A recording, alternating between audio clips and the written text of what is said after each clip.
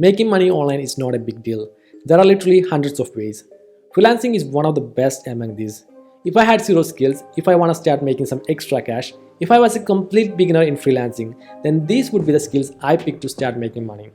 All these skills are super easy to learn, and anybody willing to dedicate a few hours a week can learn this skill and start making money by freelancing it.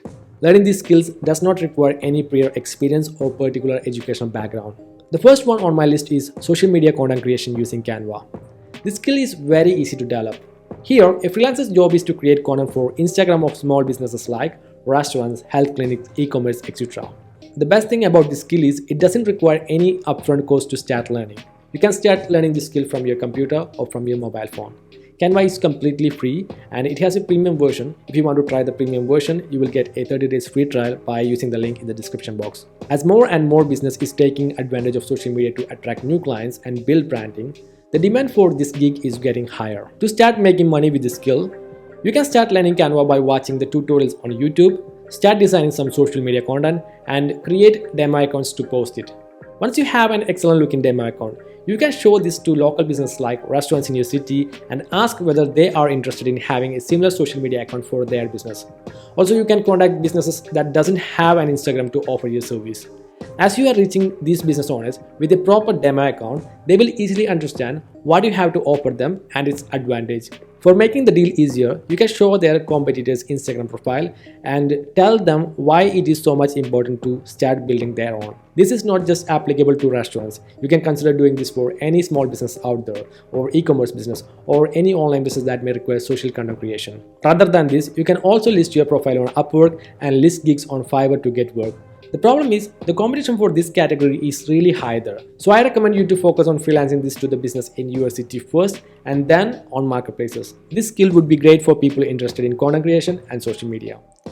The second one on my list is Google My Business Optimization.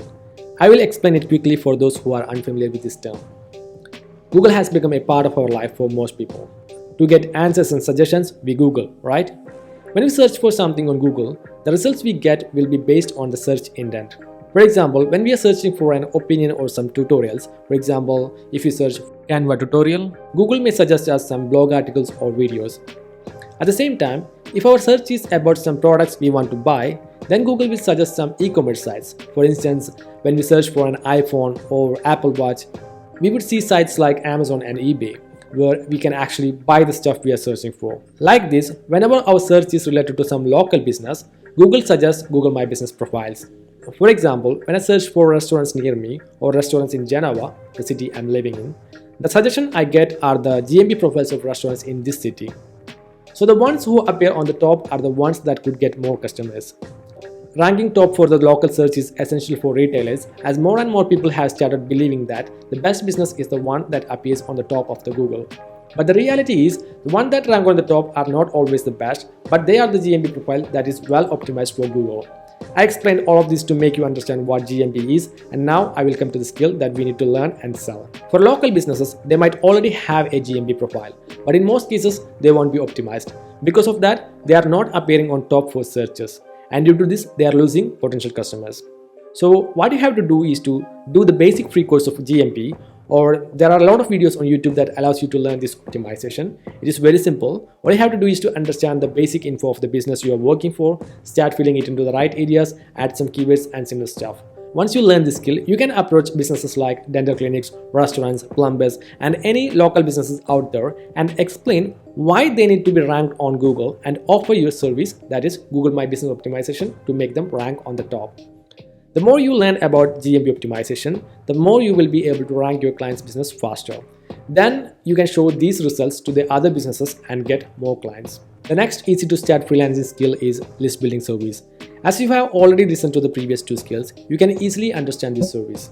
Just take the case of a freelancer or a business which offer GMB optimization or social media content creation.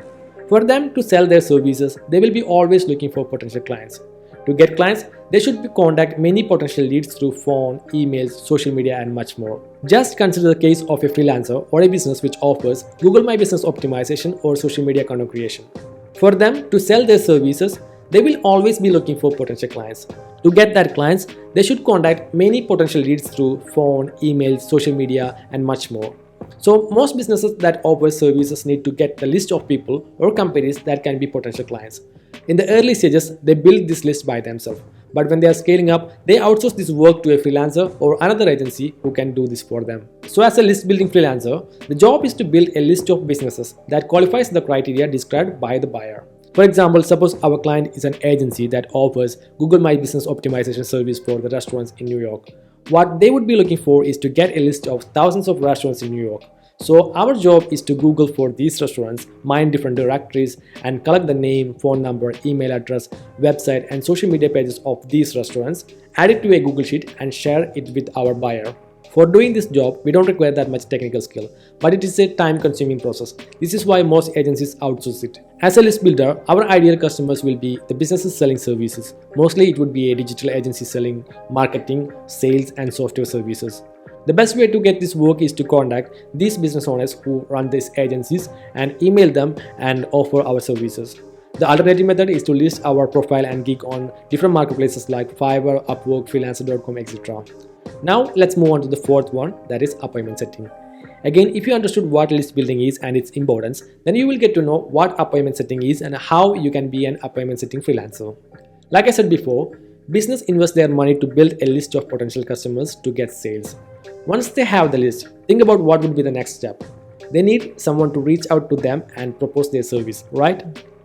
And here comes the importance of appointment setters. To fix a meeting with the potential buyer, the business seeks the help of appointment setters. They are looking for people who can efficiently reach the list of potential buyers, communicate effectively, and make them book an appointment with the company's salesperson. The appointment setting can be done through email, social outreach, or cold calling. If you choose to email, your job is to write an effective email to the people on the list to make a conversation and effectively make them book an appointment with the salesperson of the company. In cold calling, you should be doing this by phone calls.